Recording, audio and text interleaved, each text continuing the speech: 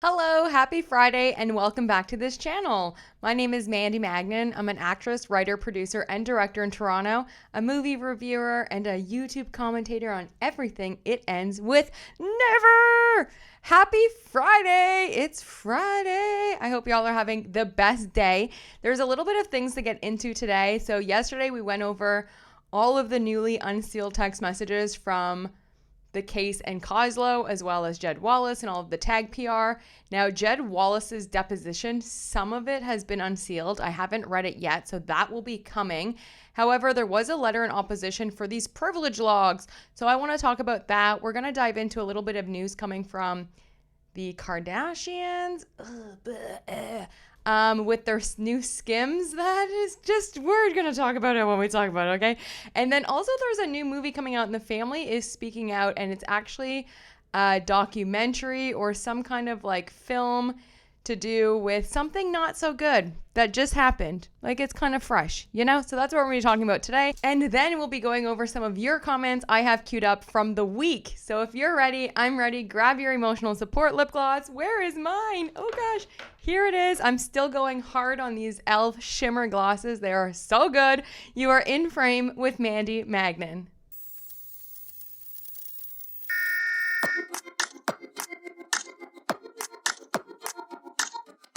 So it seems like Kim Kardashian found herself in a little bit of deep water today, not because she has claimed to say that ChatGPT failed her to fail her law exams. Okay. I mean, that kind of to me just like makes sense because I know AI and ChatGPT can do a lot of things, but maybe when it comes to being a lawyer and law exams, you need your own brain, I'll say. But that's not what the deep water is. That news story came and went like that. But today, it's this. Kim Kardashian to open 15 Skim stores across isn't real by 2026 amid crisis. Yeah. So, do whatever you want, think whatever you want, be on whatever side of history you want to be on. But this, I think, speaks volumes to where she is at and what side she is on. And I think it was already enough during the Balenciaga campaign. I mean, I wasn't on YouTube at that time, but there was a huge thing with Balenciaga. I think it was last year or maybe 2 years ago, where there was a lot of claims in their ads of, children using the whole thing with children, right? So it's like, I don't know how much I'm allowed to say on here, but yeah. So if that wasn't already enough to not support them, I mean, now it's just crazy at this time when there's an actual genocide happening. This is what you choose to do. I think it's absolutely evil. You don't need that much money. You don't need any more money. You could have opened all of your stores anywhere else. So this to me, it's definitely a statement. Was I shocked? Yes. Was I surprised? Yes. But when I really think about it, is it really that shocking from the Kardashian and Jenners? No. There comes a time when people draw a line in the sand, and at this stage of the game and where the world is at right now, where we choose to put our money is so important, and we do hold the power. There are more of us than there are of any of them. And yeah, with consumerism, dropping, thank gosh, and like with all of this stuff, to just choose to be on that side of things and declare that you are opening all of these stores in isn't real, to support their economy while they... Anyway, that's the news today for Miss Kim Kardashian. And then on the other side of the fence, and something I haven't talked about, is Miss Rachel being awarded Women of the Year 2025 by Glamour. And she looked so good. And she actually wore a dress with all of the drawings done by children in Gaza and in the Palestine. And it was really good. And if you haven't watched any of her videos of her speech or how she speaks about children and how every child matters, It's so incredible. Her speech literally brought tears to my eyes. And what a better representation of things that we need more of in life. And that is love and support and really taking care of the children of the world who are our future and are coming up ahead of us. So congratulations, Miss Rachel. You look so good. Your speech was so good. And I'm just very excited that this is who we're now choosing to recognize, a symbolism of love and joy, and a person who brings so much of that to children all across the world. In 2022, just a few years ago, there was something called the Idaho College. I don't know if I can say it on here. I think a lot of us remember exactly, what happened, even if we don't know the specifics. But there was a serial named Brian Koberger who went and did horrendous things one night to 4 college students, unaliving all of them. And it's really gross, right? That just happened in 2022. Families are now speaking out, the sisters of some of the victims and the parents, because they're absolutely outraged. In October, mid-October, it was announced that Lifetime is going to be doing a movie on this, and they cast Miles Mary as the guy, to do the thing, and they're pretty peed off. Not only do they think it's way too soon, they're still mourning the loss of their children, their sisters. I mean, they are also very mad because the cast from this movie, the girls that were cast to play these movies, went on to TikTok in between takes on set. One had blood all over them with Mr. Miles Mary in the background and decided to do TikTok dances of being on set. You can see how that would spark, obviously just a lot of pain, first of all, but a lot of anger, because not only are you so soon after this tragedy happened making a movie, but then in character, covered in blood, meaning that you just did a scene of this tragedy, you are making TikTok dances with the man who was cast to be the... What do you guys think about this? I think, in my professional opinion, when you take on any role, let me say that, it comes with weight and gravity and responsibility. Now, when you take on a role that is based on real life and something that is so soon to where the families are clearly still alive, but yet probably still in mourning and grief, making light of doing TikTok dances, yeah, you're not on just like, if this was a Scream set or Freddy or any other horror movie that was completely fictional, I could understand getting with Jamie Lee Curtis, and popping it a little bit, because it's not real life. It's fiction. Doing it on something like this, I feel like was very distasteful. The videos are still up, but the comments are off. And the people, their families are speaking out and they want an end to this production. And the sister said it best. I think she said, "My sister isn't your costume. Like, she's not just a prop that you use." And I can understand why the TikTok dances, especially in blood, you know what I mean? Meaning that you just shot a scene where something bad happened and then you're coming out. It's just very distasteful. And I go back to Charlie Hunnam, who just did Ed Gein, one of the most notorious serial killers out there. And he even said in his interviews how serious he took the role. He didn't want it romanticized at all. He didn't want anyone thinking that he was like a good guy. And it comes with a lot of responsibility. I mean, even we talk a lot here, obviously, about Blake Lively, and It Ends With Us. And the responsibility that she even had while playing Lily Bloom. And that is a fictional story, although Colin Hoover likes to say sometimes it's based on her mom and then sometimes it's not. Who knows? However, the subject matter itself resonates with so many women around the world that it's not time for flowers and jokes and mockery and, So something like this, I really feel for the family. There's been a couple of documentaries made already. I think this is the third installment now. So when I was researching it, there was already like 2 documentaries made. They were like 4-episode series, and now this is being made. And it's like, dang, can't you give the family like 10 years or something to at least, come to terms with what happened? The fact that it's only been, I think they started production, I don't know. I just think it's really gross.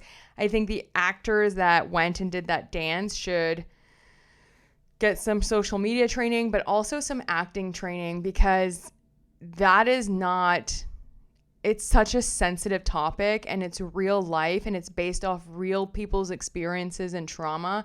So to make fun of, I think, is just very, to me, it's very yucky, and it's very irresponsible.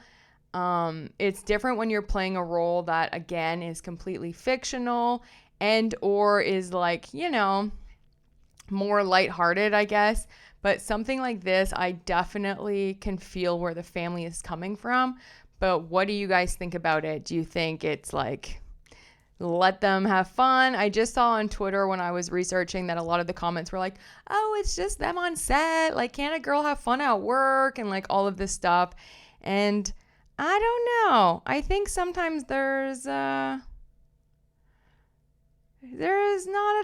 time for it and time not for it. And this is definitely not one of those times, especially, like I said, portraying the character in her wardrobe covered in blood with the guy cast as the guy, and then doing TikTok dances, I think is very triggering. It's alarming. It's irresponsible. And yeah, there's just a huge responsibility, especially when it comes to playing real life people. So that's my thoughts on it. I don't know if you guys have heard about this at all. I can also do more of a deep dive on it. I found it very interesting. I was talking with my mom about it today, and I was just like, wouldn't that be crazy if something like that God willing. It's just so sad and tragic. And then in a year or 2 years, they start casting, and they start, it's just like, ugh, I don't know. There's so many original stories out there, and there's so many stories that haven't been told, and there's so many ways they could have went about this that has nothing to do but based loosely on or something like that, So I don't know. What do y'all think about that? It was just something that I was researching and looking into today. It was on my FYP when I was scrolling, and then I went down the rabbit hole. So I just wanted to share it with you today. And yeah, you let me know what you think about that. Turning the ship around to Miss Blake Lively, it seems like the media is kind of catching up a little bit to what's going on. Not fully, but the headlines are quite interesting. When you just put Blake Lively in the little Googler there, it does start talking about, how she wants $161 million in damage. Now, all of these headlines, this is how you can tell that they don't do their own research. One place posts it, and then they all copy and paste the same information, because $161 million times 3, because she wants triple damages, plus attorney fees. And I saw a lawyer on TikTok say that they're thinking her lawyer fees are anywhere at this point from $50 million up. Oh my God. Okay. But yeah, so it's not looking good today for the headlines for Blake, while her counterpart, Mr. Ryan Reynolds, first of all, apparently he's going into some deal right now with his ex-wife, Scarlett Johansson, with Matthew McConaughey. More on that as I do a little bit more research. But he's still working. Look at this. He said, where is it? Ryan Reynolds is remaking the 1970s crime movie Thunderbolt. So he's very excited now to be redeveloping this movie. How is this man still working? This really goes to show me, honestly, that, and some of y'all aren't going to like what I'm going to say, women will always be blacklisted, called out, canceled, reputations ruined, never work again over claims, while men will not.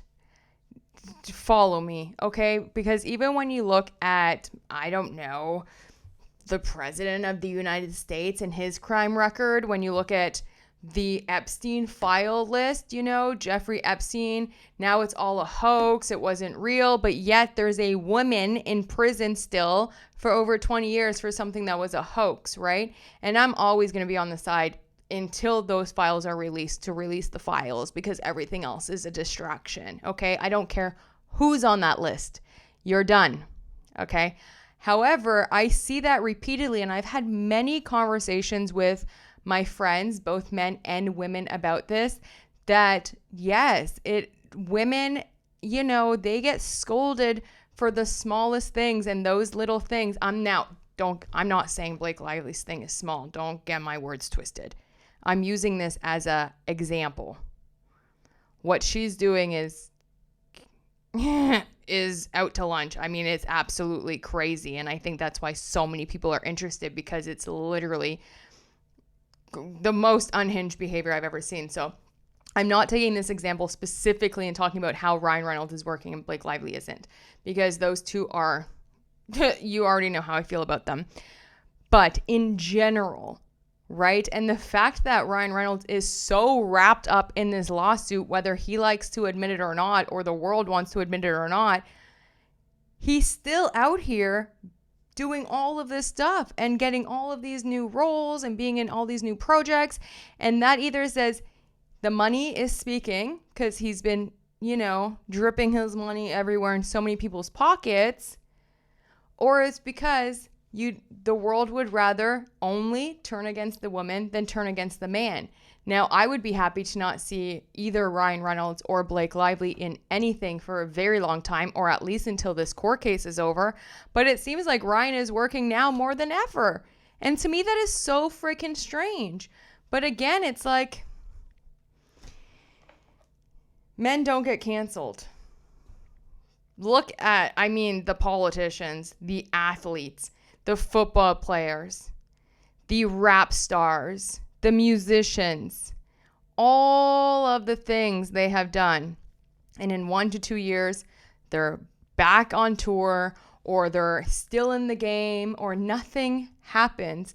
A woman makes one little mistake, and this again is not about Blake Lively, because her mistakes are insane, right? But I just find it very interesting that every day I'm waking up to news that Ryan Reynolds has a new project on the go. What's going on in this world? So I'm still waiting on the Friday night dump. It hasn't arrived yet. We all know in the case of It Ends With Us that Friday nights are a juicy one. There has been some Fridays where over 20 things have been filed. It's a little bit slower today. Nothing is really in there, but I do want to talk about the letter in opposition to these privilege logs that Blake Lively filed a motion to compel. I'm surprised she didn't file sanctions, since that's like her one card right now that she likes to play. She filed a motion to compel again for these messages that she's claiming that she needs a detailed privilege log. It's very wild, because I also just watched Andy Signor, Popcorn Planet, and he's still fighting a fight against Blake Lively. And Blake Lively's team are also telling him that he needs more detailed privilege log, that the privilege logs aren't good enough, and that they need more and more and more. And it's like, what? I don't think you're still going to find what you're looking for with these privilege logs, with these communications that you say that you're missing, and these communications are going to prove your case. However, what's very interesting is that Blake, in her initial and her amended disclosures, which we went over, it has so many different people, from Hugh Jackman to Taylor Swift to Natasha Heath, Jamie Heath's wife, to Emily Baldoni, So Strange. It has some very interesting people on her disclosures. It had Candace Owens, Perez Hilton, and Andy Signor from Popcorn Planet. In her second amended and her third initial disclosures, which we went over, I think 2 days ago, it doesn't have Andy anymore. But yet, she's still in the courts fighting him for all of his communications. Make that make sense. Very bizarre. We have this letter that was filed in opposition to that motion to compel. So Blake Lively just keeps asking the judge, like, give me more, give me more. I guess they've been going back and forth about these communications, which the Wayfarer people keep giving them more detailed privilege logs. And Blake Lively is saying that it's not good enough. They're not documented well enough. Anyway, she asked the judge for an in-camera review of all of the documents.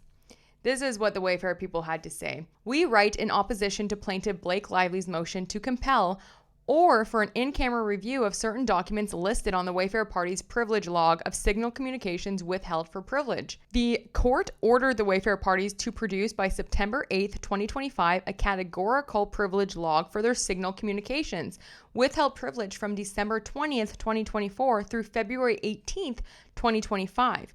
The Wayfarer parties did so. Lively then moved for a document-by-document privilege log of those signal communications. The court ordered that the Wayfarer parties amend their categorical privilege log to provide additional details. The Wayfarer parties produced an amended categorical log, and later, the Wayfarer parties produced an amended categorical log, and later, at Lively's insistence, a document-by-document privilege log. Lively's motion seeking to produce all signal communications lacking an attorney presence should be denied. Lively moves to compel the production of 116 signal communications on the Wayfarer party's log, claiming that they are not privileged because no attorney was included or copied on the communications. This is not to say that an attorney was not involved in connection with the communication. An attorney does not need to be a sender or recipient of document for attorney-client or work product privileges to attach. Communications with or between an attorney's staff, employees, or others acting to advance or further the goals of legal advice, such as law clerks, here, Spencer Friedman and Jared Friedman, are within the ambit of the attorney-client and work product privileges. Communications between corporate employees to implement legal advice and to obtain information to support counsel's legal strategy are similarly protected by the attorney-client privilege, even though an attorney is not party to the communications. The privilege exists to protect not only the giving of professional advice to those who can act on it, but also the giving of information to the lawyer to enable them to give sound and informed advice. The attorney-client privilege also applies to communications between the co-defendants pursuant to the common interest doctrine. Lively mischaracterizes certain documents as signal communications concerning media strategy. Lively incorrectly states that the privilege log itself confirms that these communications concern media and PR strategy, not legal advice. In fact, the privilege log describes each of these documents related to legal advice, including advice relating to court filings and the litigation. Thus, while legal advice may be intertwined with media advice, the applicable privileges apply.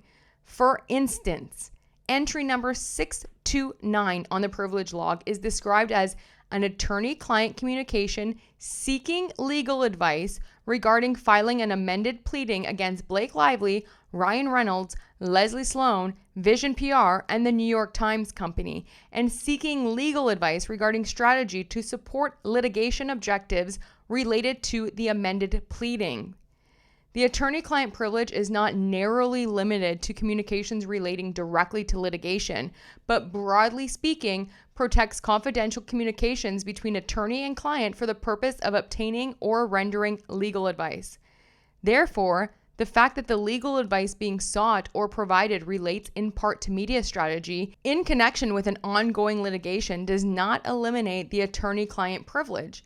Lively has identified no other basis for an order compelling the production of those documents, so the motion must be denied with respect to this category.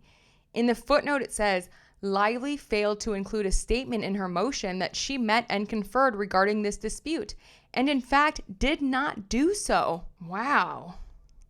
Lively failed to include a statement in her motion that she met and conferred, when in fact she did not do so. Lively's request for in-camera review of 12 documents should be denied. Lively's only argument for seeking in-camera review of these documents is her assertion that the descriptions of the substance of the communications are unclear.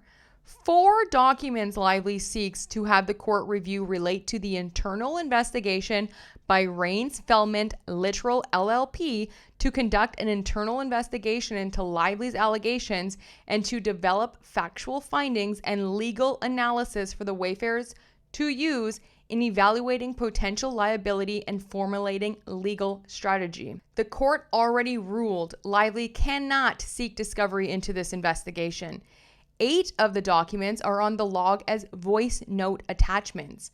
These are communications included in the signal document that, instead of being written, are relayed by a recorded oral message. Thanks for explaining that.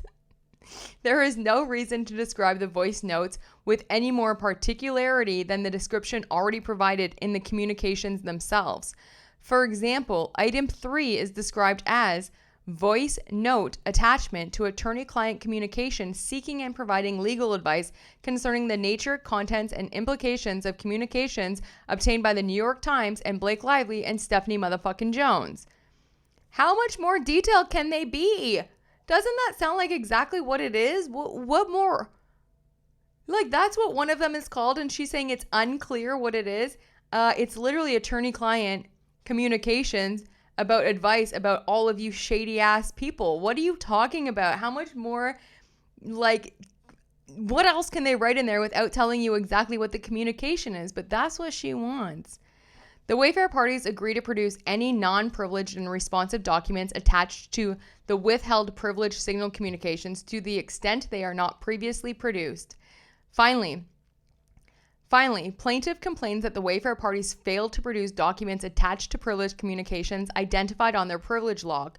The majority, if not all, of these documents were previously produced. If the Wayfarer parties find that any attachments not independently produced were omitted, they will be produced no later than November 12th. For the foregoing reasons, Lively has failed to show that she is entitled to compel production for the documents identified in the motion. And then all the way down here, it does have a footnote that says, Lively also casts vague aspersions on the Wayfarer party's prior assertions of privilege, including the Wayfarer party's compliance with the court's direction that they revisit prior assertions of privilege in light of the court's ruling by re-reviewing and producing documents accordingly. Lively makes no effort to tie any past privilege ruling to the court to a reason to compel production of these 12 documents for an in-camera review. So the argument should be disregarded. Bye-bye. See you. If she thinks that these 12 documents are going to prove anything when we've now seen what? I feel like Megan Twohey. I've read thousands and thousands and thousands of pages of text messages. And you know what I found? New York Times, Megan Twohey, not a smear campaign. That's for frickin' sure. How about the opposite? I don't know how you read through thousands and thousands of pages of text messages and came to the conclusion and that BS story that you did. Oh, right. You cherry picked and you altered and you fabricated a story to fit your friend Blake Lively's narrative. Also, I think what my new Roman Empire is going to be, either than completely defending Wayfarer and like putting a stop to this, is Bochi on TikTok, I think her name is. She made a really short video and said that she would love to see the metadata from the document for protection to return to work. And I was like, oh my gosh, that's what they should be looking into. The metadata of when that Blake Lively wrote that letter. Because if it was any time, I don't know, around the meeting of the dragons, for example, or even what if it was way before that? Very interesting, but I'm definitely interested in that now because as we know with the metadata, it proved a lot of things with the New York Times, how they were creating that story since October, putting images of Justin Baldoni in there in early December, et cetera, et cetera, et cetera. So that's very interesting because the metadata on that document on Blake Lively's laptop or her attorney's laptop will show when they started kind of curating this idea, you know, in order to take over the movie and in a way, like try to trap the Wayfarer people into signing this thing so that she can come back and bring us to where we are today. But, however, if Maximum Efforts PR would have succeeded and Blake Lively would have flourished, we wouldn't be here today because she still wouldn't have said anything. That's how I know it wasn't about SH. That's how I know it wasn't about sexual harassment. That's how I know it had nothing to do with being violated. Another thing is I keep going also back to Taylor Swift and how Taylor Swift is on her newly initial disclosures filed on September 30th. And it just makes me think like, ew, gross. Because whether they are friends or still aren't friends, if I had any information or knew of anybody, let alone my best friend of 10 years, whom I'm godmother to their children of, was being sexually harassed, had been sexually harassed, was violated in any way, went through anything, and they came to me and they tell me that their employer, their man, their whatever, anybody, their dad, their uncle, their brother, I don't care, did something to them, I would have their back 100%. No matter if they called me a dragon or they're Khaleesi or they used me. I don't even care if we had bad blood. Because now we got bad blood. It wouldn't matter because I would still have that friend's back. I would still have that woman's back. I would, if I had any knowledge of any woman being violated, I would stand up and I would say something. So it's very interesting that she's taken the route of nothing, of completely removing herself. And I think that's for PR. And I think it just speaks volume to the kind of person she is. Because who doesn't want to help another woman? Who doesn't want to help your friend? I mean, if she had any information whatsoever. However, then on the flip side of that coin, I think maybe she knew about the extortion. Maybe she knew the plan to take over the movie and the rights to the movie. Maybe she knew that Blake herself wanted to take it over to direct the next one and da-da-da-da-da. And that's why she's not saying anything, because the information she does have does not look good for her bestie, or the information she does have implicates her as well. What do you guys think? Okay, that's it. Without any further ado, I'm going to read out some of your comments from the week. Thank you so much. Honestly, from the video I posted yesterday, when my brain froze on like relevant, and I was saying relevant. I don't even remember. Oh my gosh. I was delulu over there. But thank you so much. You guys are so amazing. I have comments now saved up since the last, I think on Monday, what the week started for the videos, and all of your support and you guys just being here and engaging and being like, oh my gosh, my heart feels so full, and I so appreciate every single person, everyone that sends me any tidbits or hits my DMs or even just comments on the videos, hypes it up, likes, does whatever. It's honestly super, super cool, and I'm forever honored, and I just love that you guys are here. So thank you so much, truly from the bottom of my heart. I appreciate you, and let's read some of your comments.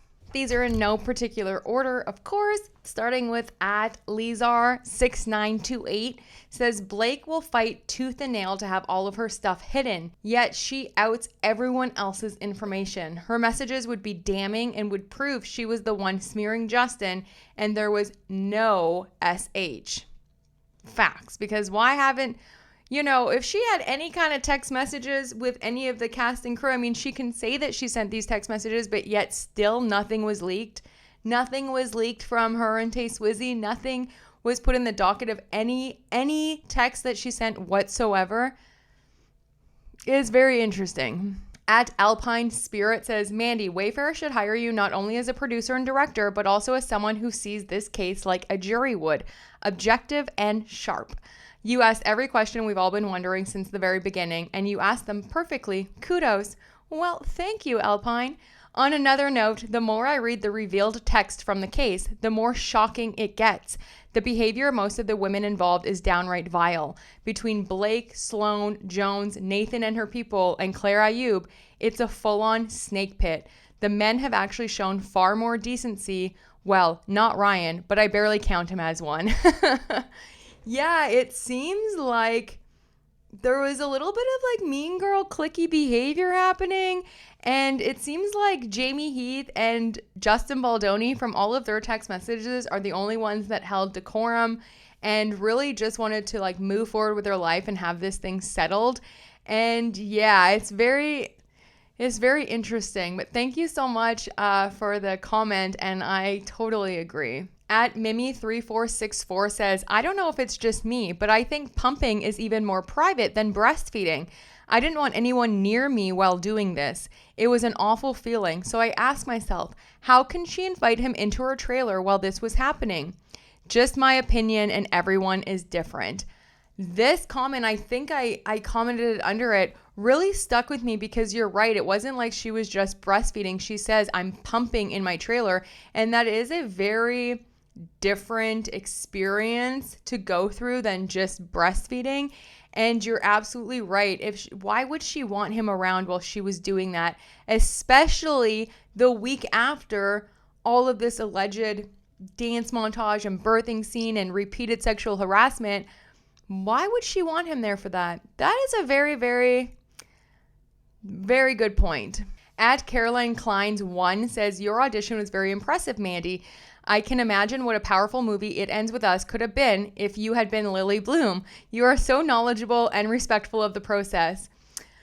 I think I probably just kept this message for myself, honestly. I mean, thanks, girl. Yeah, I appreciate it. Hopefully sooner than later, I'll be able to be in more things and more films. I have I have 2 auditions on deck today for some commercials, and then some other things happening in the works, plus my own film. So hopefully one day, it would be a dream to work with Wayfarer, but really be in any movies that I could dive into, and really go to those emotional places and create change and make someone just feel anything. And I'm looking forward to the day where you get to see me on the big screen. I think it was glitching, so, oh my gosh, I hope it doesn't. Technology. Okay, let's try to get through this because I think the system is messing me up here. At Joe Raz says, this is heartbreaking. Stephanie Jones is pure evil. To torture is Jennifer Abels and planning to do it long term. She seems to get enjoyment out of it. It's proven by her showing text messages to Jennifer Abels' former co-workers as if it was a joke. It makes me sick to think about Stephanie J. just sitting there looking at Jennifer Abels' most intimate and personal photos and information. You are absolutely right. Times a million. I think, to me, Stephanie motherfucking Jones is one of the reasons why we're here today. I think she gets joy out of destroying other people. That's been proven. She's gone after so many of her former clients and people that worked with her. And Jennifer Abel is just another victim on her list. And it's truly, truly heartbreaking. At JWizzy2436 wrote, Blake Lively is out here exposing numbers and addresses, intimate conversations that are irrelevant. But Justin Baldoni's team is the one retaliating. Someone should gift her a dictionary or a mirror. Facts. At Rain_Dove wrote, Kayla left no crumbs, and now we all know Taylor is a stalker and she's fine with having racial innuendos and undertones in her music. Not to mention the back of a suspicious clock made of 4 of her albums and fans who are nasty to others. Kayla is running through Taylor's head rent-free. She knows she doesn't do it for Travis, and it kills her inside. Travis probably hasn't had a good release in years, if you catch my drift. Yeah, I think you put it pretty obviously. I think we all catch your drift. And yeah, that whole thing, the Halloween thing, I mean, kudos to Kayla. But I do have to say now that the Swifties have gone through all of Kayla's tweets from the last forever of years. And they're pulling up all of these tweets that she did that have a lot of like racial slurs and stuff in them. So I don't think it's done yet for Taylor and Kayla, because the Swifties are on Kayla real hard right now. And you're right, the Swifties, they're dangerous. Like, they go all out. At iPhotons wrote, Blake Lively really thinks she's so appealing that all these men want to turn away from their loving wives and mothers of their children, all just to get a peek at Blake Lively doing a birthing scene or breastfeeding her kid. Yuck. She is out of her mind. Love your vids as always. Yeah, iPhotons, I totally agree. Like, not only Jamie and Justin, right? But then like the actor, Steve Soritz. I mean, everyone on set, like, really? Everyone just wants to blow up their entire life because to get like one glance at Blake Lively? Please. At Lizar6928, this looks so bad for Stephanie and Blake. It's unbelievable that they are doubling down together with everything they have done.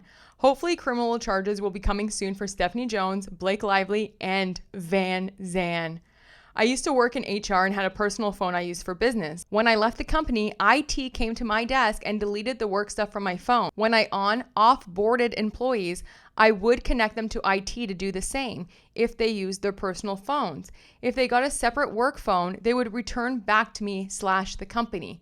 Yeah, this is so true. What they should have done in front of Jennifer Abel is delete all of the contents. I mean, I understand in that moment that Jen Abel, she didn't know what was going on or what to do. You know, she's surrounded by lawyers and security and she was just like, oh my gosh, here you go. But it definitely all should have been deleted and her phone number gave back to her before she even left the building. And that's how you know Stephanie motherfucking Jones had something up her sleeve, because the way they went about it is so, it's so shady. At Didimwazi8461 wrote, thank you for showing your video.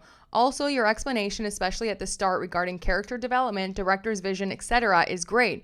If Justin's team say that in court and the jury hear the context, her case regarding this issue is done with. I think that's why Blake Lively doesn't want Jamie to give testimony about the video, as it gives context. Yeah, and as we went over yesterday with Jamie Heath's response, it's madness that she's asking for sanctions. First of all, sanctions is the most severe thing that you can ask, and it's extremely rare. So the fact that she's already demanded 9 sanctions, and she also doesn't want Jamie to testify. So she wants all of the birthing video, plus he can't testify about it. No, that's not how it works. And last but not least, at Mojing Bo at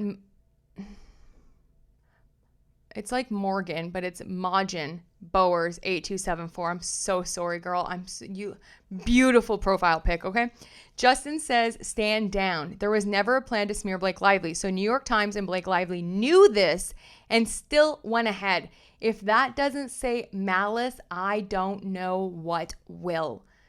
Exactly. The fact that there is proof that they sent all of this information to the New York Times, and the New York Times, Megan Twohey, still went ahead and published that one-sided story, malice. The fact that there are thousands now of documents and text messages released that prove that Blake Lively and Leslie Sloan were the ones smearing Justin and not the other way around, and that Justin Baldoni himself and Wayfarer kept saying not to do anything, and the PR people were getting frustrated that they couldn't respond, tells you everything you need to know. I mean, this case is bonkers that they're doubling and tripling down, and it just keeps going and going. And now she thinks these 12 signal messages are what's really going to seal the deal. Well, thank you so much for being here. I hope you enjoyed the episode. I know it wasn't full of It Ends With Us, but there wasn't that much to really go over today. I mean, this week I've been covering it extensively, but if anything drops tonight, I will let you know, okay? I will tell you any developing stories that are happening. And yeah, I just like to talk to y'all about the things that come through my mind that, come to me, as well as things that I'm seeing online and that are out there. So thank you so much. Drop your comments on anything that you found interesting today, or what you think about everything that I've said and the stories I've shared with you. And I hope you have a great Friday night. I hope you get to find some time this weekend to give yourself an extra squeeze, some extra love, and just know that you are worth love and abundance, and you are just worth it. Like, you're worth being here every single day, and you are in service of others, and you never know how you can affect someone else's life. Tomorrow, I'm going to be at church all day volunteering for their fall rummage sale. I'm super excited about that. And then I have some auditions to do. But again, if anything changes, I will be here. I'm also looking to go live a few times a week. So for anyone that does follow and watch this channel, Let me know kind of what times work best for you at night. I'm thinking maybe a few times a week between like 7 and 9. But yeah, just let me know because that's next coming for the channel is more lives. I appreciate you so much and I hope you have the best night. I love you. Take care of you. Take care of each other. And I'll see you soon. Bye.